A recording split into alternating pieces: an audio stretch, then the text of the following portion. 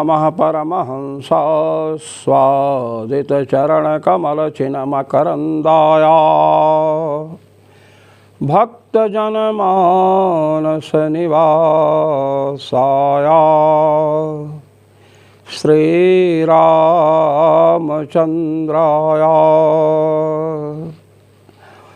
यत्र यत्र रघुनाथकीर्तनं तत्र तत्र कृतमस्तकाञ्जलिं बाष्पवारि परिपूर्णलोचनं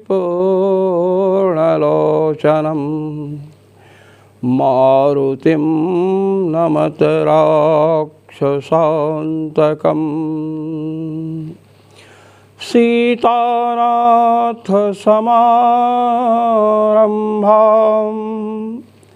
रामानन्दार्यमध्यमाम् अस्मदाचार्यपर्यन्तां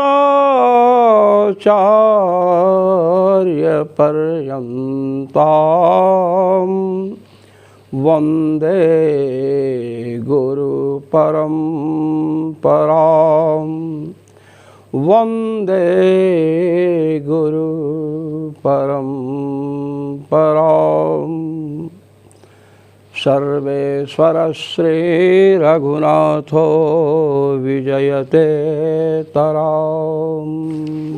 आज हम पत्य अधिकरण में प्रविष्ट हो रहे हैं। पत्युरसामंजस्यात् द्वितीय अध्याय के द्वितीय पाद का 37वां सूत्र है 37। पूर्वाधिकरणे वैदिकाचार विधुराणां लुंचितकेशानां दिगंबराणां मतम अपकृतम्। भगवत्पाद श्री स्वामी रामानंदाचार्य जी महाराज पत्युरसामंजस्यात् इस सूत्र की पीठिका बतला रहे हैं, भूमिका बतला रहे हैं। इस सूत्र का अवतरण क्यों कहते हैं कि इससे पूर्व में जो असंभवाधिकरण अभी समाप्त हुआ है उसमें दिगंबर जैनों का खंडन किया गया। वैदिकाचार्य विधुराणाम, वेदानुमोदित जो आचार है उससे वे शून्य हैं। लुंचित केशानाम, केश को केश लुंचन उनके यहाँ होता है। ऐसे जो दिगंबर जैन हैं उनके मत का निराश असंभवाधिकरण से किया गया। जिस प्रकार जैन वैदिक आचार से शून्य हैं इसी प्रकार शैव भी हैं। तद्वद वैदिकाचार रहितानां शैवानां मतम मतिस्थम आयाति इति तन्निरस्यते। दिगंबर जैनों की भांति वैदिकाचार से शून्य जो शैव लोग हैं उनका मत भी बुद्धिस्थ हो रहा है। वैदिकाचार विरहित दिगंबरों का खंडन किया गया तो वैदिकाचार विरहित होने के कारण, वैदिकाचार से शून्य होने के कारण शैवों का भी मत यहाँ पर बुद्धिस्थ हो रहा है। इसलिए उसका निरसन, उसका खंडन आवश्यक है। कहते हैं जो पशुपति का मत है ये वेद विरुद्ध है। कुछ अंशों में वेद प्रतिपादित पदार्थ को ये लोग मानते हैं, किंतु जिसके कारण उपनिषदों की प्रवृत्ति हुई है ब्रह्मबोध कराने के लिए, उस ब्रह्म के स्वरूप के निरूपण में शैव लोग अव्यवस्थित हैं, श्रुति से विरुद्ध हैं। वेद विरुद्ध होने के कारण इनका मत अनादरणीय है। कैसे? कहते हैं तत्र केवलाधिष्ठात्रीश्वर कारणवादिनां कापाल कालामुख पाशुपतानां शैवानाम् अन्येषां च नैयायिकादीनां मतस्य सामञ्जस्यम् आहोस्विन्नव इति संशये सामञ्जस्यम् इति पूर्वपक्षः। भगवत्पाद जगत गुरु श्री स्वामी रामानंदाचार्य जी महाराज कह रहे हैं कि पशुपति मत में ईश्वर को निमित्त कारण माना गया है। जैसे नैयायिक लोग परमाणुओं से जगत की सृष्टि मानते हैं ना, और ईश्वर को निमित्त कारण मानते हैं, अतएव उनके मत का खंडन किया गया है पहले। इसी प्रकार जो पशुपति मत वाले हैं, शैव लोग हैं, ये भी पशुपति को जगत का निमित्त कारण मानते हैं, नैयायिकों की भांति। इसलिए इनका मत वेद विरुद्ध है। अभी तक हमने यह प्रतिपादित किया है श्रुतियों का प्रमाण दे दे करके कि परमात्मा जिसे ब्रह्म कहते हैं, भगवान कहते हैं, नारायण विष्णु श्री राम कहते हैं, वे भगवान अनंतानंत ब्रह्मांड के निमित्त कारण भी हैं और उपादान कारण भी हैं। किंतु शैवों का मत यह है कि परमात्मा जगत का निमित्त कारण है, उपादान कारण नहीं। ये जो पशुपति मत है, इस मत का अनुसरण करने वाले 4 प्रकार के लोग हैं। एक तो कापालिक हैं, दूसरे कालामुख हैं। नाम है कालामुख है, अब आप समझ लो। कालामुख लोग कहते तुम्हारा मुख काला, बुरी नज़र वाले तेरा मुख काला। तो पहले तो कापालिक, कापाल कहते हैं इनको, दूसरे कालामुख, और तीसरे पाशुपत, और चौथे कौन है? शैव हैं। ये 4 भेद पशुपति मत के अनुयायियों के हैं और वे चारों वेद विरुद्ध हैं।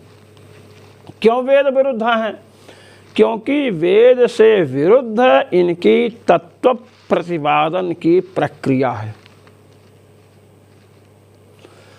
ऐहिक और आमुष्मिक फल की प्राप्ति के लिए इन्होंने अनेक प्रकार की कल्पनाएं की हैं। निमित्त कारण और उपादान कारण में भेद माना है। निमित्त कारण पशुपति को कहते हैं और निःश्रेयस का साधन, मोक्ष का साधन किसे कहते हैं? तो 6 मुद्राओं के धारण को कहते हैं। चर्चा आनंद भाष्य में चल रही है। तत्र केवलाधिष्ठात्रीश्वर कारणवादिनां कापाल कालामुख पाशुपतानां शैवानां। ईश्वर को जगत का निमित्त कारण मानने वाले कापालिक, कालामुख, पाशुपत और शैव, ये चारों, और इन्हीं के समान ईश्वर को जगत का निमित्त कारण मानने वाले जो नैयायिक हैं, वैशेषिक हैं, इनको भी इसी पक्ष में रखा गया, इन चारों के पक्ष में। क्योंकि कापाल, कापालिक, कालामुख, पाशुपत और शैव जैसे जगत का मात्र निमित्त कारण परमात्मा को मानते हैं, ऐसे ही नैयायिक और वैशेषिक भी ईश्वर को जगत का निमित्त कारण मानते हैं। इसलिए प्रश्न हो रहा है, ऐसा मतस्य सामंजस्यम आहोस्वित नवा इति संशये। इसलिए इन लोगों का मत समंजस है, ठीक है, अथवा नहीं, यह संशय उपस्थित हुआ तो कहते हैं सामंजस्यम इति पूर्व पक्षः। पूर्व पक्षी कह रहा नहीं हम लोगों का मत तो समंजस है, ये एकदम ठीक है, चोखा है कि अच्छा। तथा ही अब पाशुपतों के मत का भगवत्पाद श्री स्वामी रामानंदाचार्य जी महाराज विस्तार कर रहे हैं, समझा रहे हैं।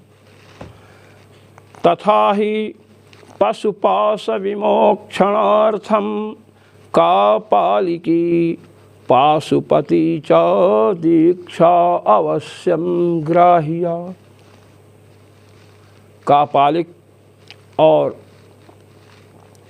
पाशुपत कहते हैं कि शिव ही पशुपति हैं और जितने हैं ब्रह्मादि पर्यंत जितने भी जीव हैं सब पशु हैं। कर्म बंधन रूपी पास से रस्सी से बंधे हुए हैं। तो इन ब्रह्मादि जीव पर्यंत पशुओं के पास से मुक्ति पाने के लिए कापालिकी और पाशुपति दीक्षा अवश्य ग्रहण करनी चाहिए। कहते हैं तत्र निमित्तोपादानयोर भेदो निमित्त कारणम च पशुपति। ये लोग कहते हैं कि निमित्त और उपादान कारण में भेद होता है। जैसे घट का निर्माण होना है, घट कार्य है, उसके कारण जो हैं कई हैं। मृत्तिका है, कुंभकार है, तो और भी हैं।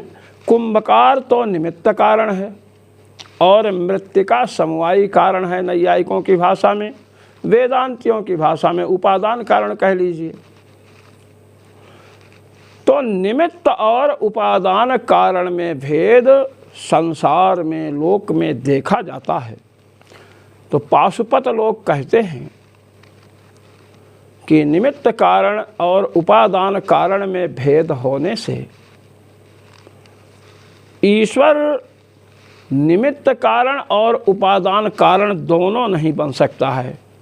केवलम निमित्त कारणम परमेश्वरः। परमेश्वर जो महेश्वर हैं वे केवल संसार के निमित्त कारण हैं। कि अच्छा कि हाँ। कहते हैं कि मोक्ष का साधन क्या है आपके यहाँ? कहते हैं मुद्रिका षट्क धारणादिकम एवा मोक्ष साधनम। मुद्रिका आदि जो 6 वस्तुएं हैं उनको धारण करना ही मोक्ष का साधन है। तथा चोक्तम शैवागमे। शैवागम में यह बात सुस्पष्टतया बतलाई गई है। क्या? शैवागम की कारिका है कंठिका रुचकम चैव कुंडलं च शिखामणिः भस्म यज्ञोपवीतं च मुद्रा षट्कम प्रचक्षते। ये 6 मुद्राएं कही जाती हैं। कंठिका, कंठिका माने कंठी। किसकी कंठी? रुद्राक्ष की।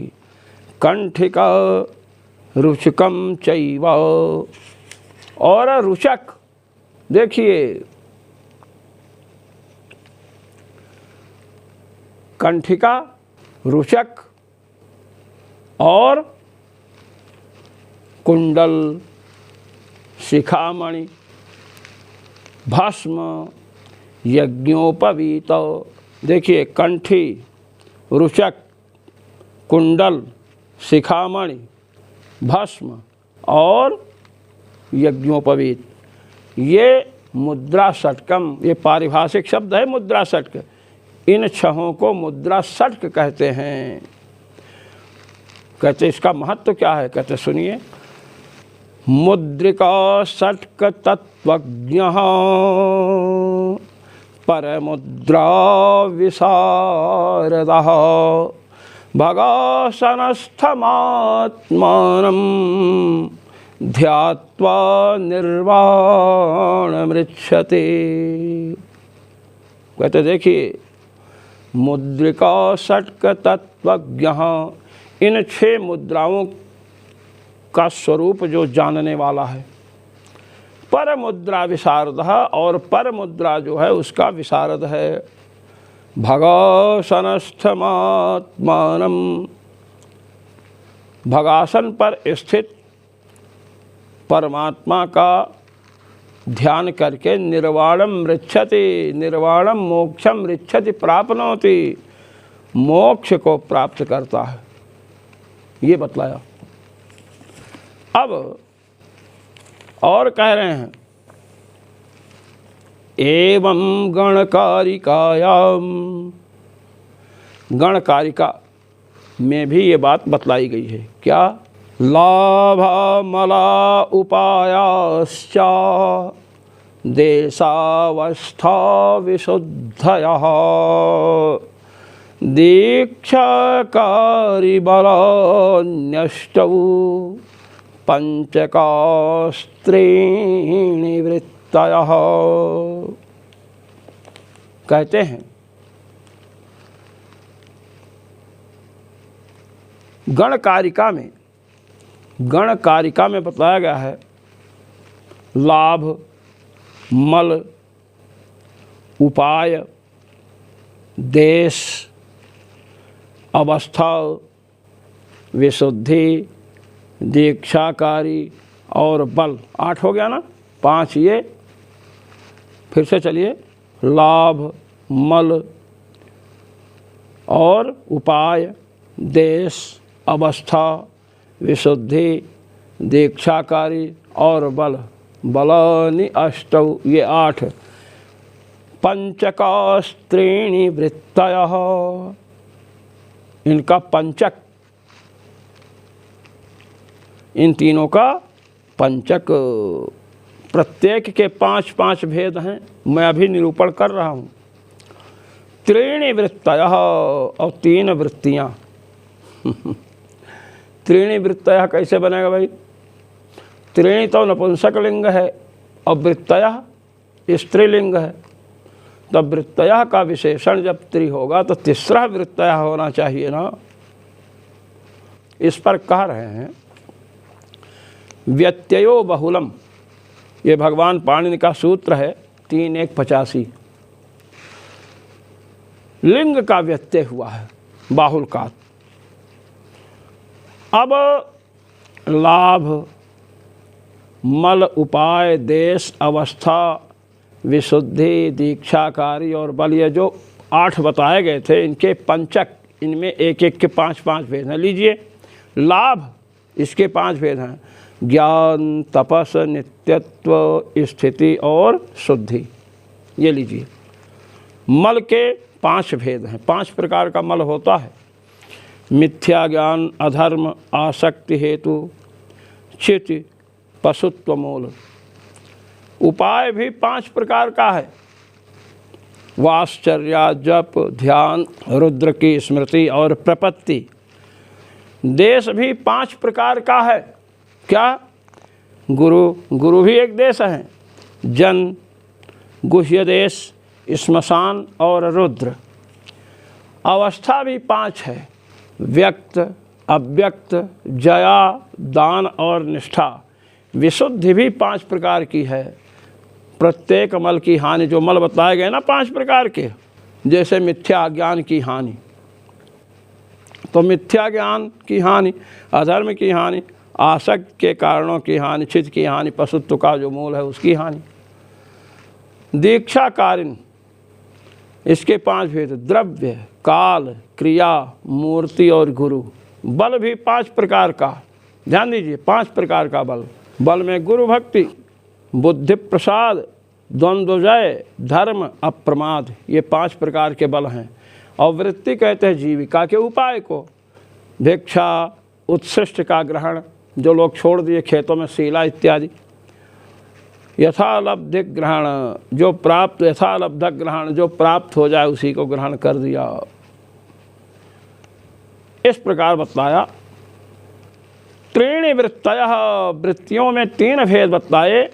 क्या? भिक्षा, उत्सृष्ट का ग्रहण। खेतों में लोग गेहूँ काटते हैं, सीला उला गिरता है ना, सिलोंच वृत्ति, सीला को बीनते हैं लोग।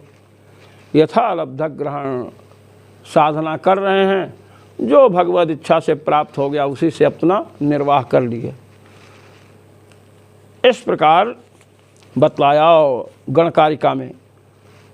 अब ये बतला रहे हैं धर्मार्थादि साधक व्यापारस्य विधेर द्वैविध्यम। कहते देखिए भाई, धर्म और अर्थ, इनका साधक जो व्यापार है उसे विधि कहते हैं। धर्म, अर्थ और आदि से काम इत्यादि ले लो, जो भी धर्म और अर्थ। सर्वदर्शन संग्रह में यह पंक्ति है, धर्मार्थ साधक व्यापारो विधि। धर्म और अर्थ का साधक जो व्यापार है, कर्ता का जो प्रयास है, उसे विधि कहते हैं। आनंद भाष्य आइए। धर्मार्थादि साधक व्यापारस्य विधेर द्वैविध्यम। धर्म अर्थादि के साधक जो व्यापार हैं, उन व्यापार रूपी जो विधियां हैं, व्यापार ही विधि है, उसका 2 भेद है। प्रधानभूतत्वम गुणभूतत्वम च। प्रधानभूत विधि है और गुणभूत विधि है। तत्र प्रधानभूत साक्षात् धर्म हेतुश्चर्या। प्रधानभूत विधि क्या है? कहते हैं प्रधानभूत विधि वह है साक्षात धर्म का जो हेतु है, चर्या। चर्या को कहा गया है। अब चर्या के विषय में आगे बता रहे हैं। सापे द्विविधा, साक्षात धर्म का हेतु जो चर्या है ना, जैसे तपश्चर्या है, आप लीजिए तपश्चर्या, लोग कहते हैं तपश्चर्या कर रहे हैं, जिसको आप तपस्या कहते हैं। तो साक्षात धर्म की साधिका जो चर्या है वह 2 प्रकार की है। सापे द्विविधा, वह भी 2 प्रकार की है। क्या? व्रत रूपा द्वार रूपा च। एक तो व्रत रूपिणी है, दूसरा द्वार रूपिणी है। क्या इसमें कोई प्रमाण भी है कि आनंद भाष्यकार भगवान आप ऐसे ही कह रहे हैं, कहे प्रमाण है? तदुक्तम भगवता नकुलीसेन, के भगवान नकुलीस ने कहा है, शिव ने कहा है। क्या? भस्म स्नान संयोपहार जप प्रदक्षिणानि व्रतम। ये व्रत है, व्रत बताया ना, चर्या के 2 रूप, व्रतचर्या, द्वारचर्या। तो व्रत में कितने आए? भस्म स्नान, जो 100 होता है ना, 100 के भस्म से स्नान करना, शयन करना। कहाँ शयन करना? शयन तो आप भी करते हो, हम भी करते हैं। भस्म में शयन करना। उपहार, उपहार कहते हैं नियम को, और उसके 6 अंग हैं। हसित, गीत, नृत्य, हुडुक्कार, नमस्कार, जप, ये 6 अंग हैं उपहार के महाराज। जो हसित भेद है पहला उपहार में, कंठ और ओंठों को, कंठ को और ओष्ठों, दोनों ओंठों को हिला हिला करके आहा बड़ा अट्टहास करना, ये हसित है। गीत क्या है? गांधर्व शास्त्र माने संगीत विद्या के अनुसार महेश्वर से संबद्ध गुण और धर्म आदि निमित्तों का चिंतन जिससे होता है उसे गाना। नृत्य, नाट्य शास्त्र के अनुसार हाथ पैर चलाना, नृत्य आप समझते ही हैं। हुडुक्कार क्या है? जैसे बैल रभाता है ना, ऐसे ही जिह्वा तालु संयोग निष्पाद्यमान पुण्यो वृषनाद सदृशो नाद। कहते हैं कि वृषभ के नाद के समान नाद करना, यह हुडुक्कार है। नाद विशेष को कहते हैं, सांड की आवाज़ की तरह होता है, पुण्यप्रद शब्द है। और इसके बाद बताए हुडुग इति शब्दानुकारो वसड इति वत, कहे हुडुग शब्द जैसे वसट शब्द होता है शास्त्रों में, तंत्र शास्त्रों में, वैसे है। जहाँ पर लौकिक लोग हों, संसारी लोग हों, वहाँ पर गूढ़ रूप से इन आचारों को करना चाहिए, ये बतलाया। उपहार के 6 अंग बतलाए। नमस्कार और जप, नमस्कार और जप के तो प्रसिद्ध ही है, ये बतलाया। भस्मनात्र श्रवणम स्नायित, भस्म के साथ 3 बार भस्म से स्नान करे।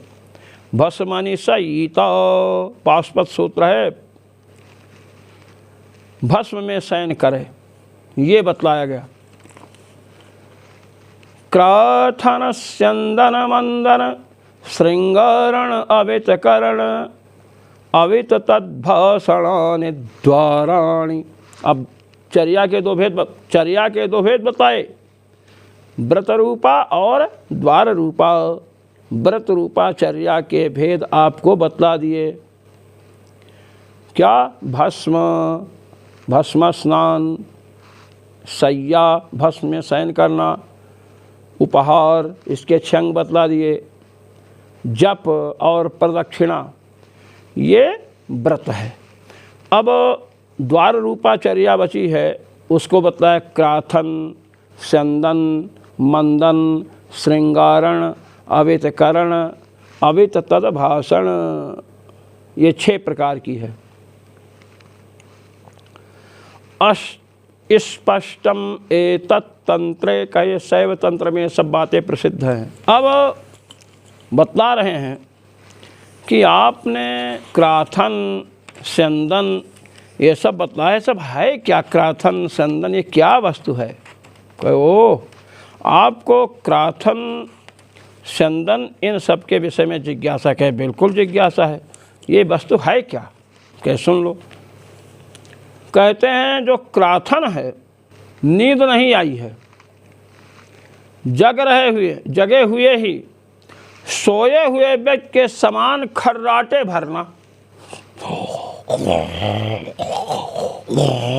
लीजिए, ये है क्राथन, ये प्रदर्शित करना, लोगों को दिखाना।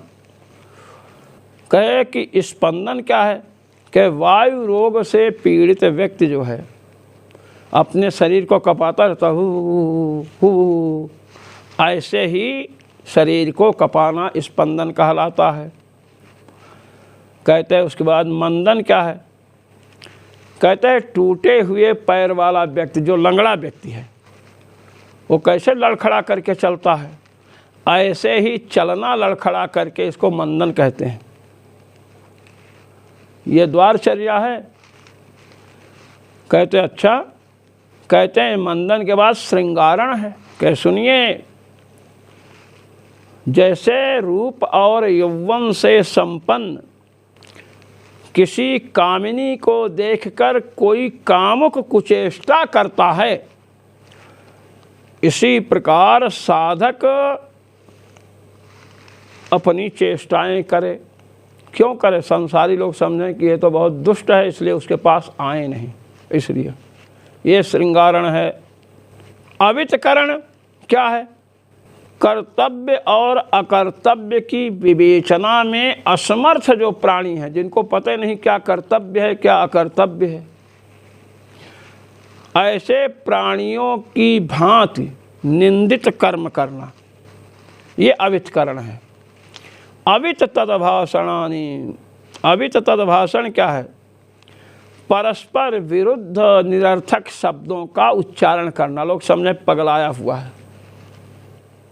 ये विधि के 2 भेद, साक्षात धर्म का जो साधन है उसे चर्या कहते हैं।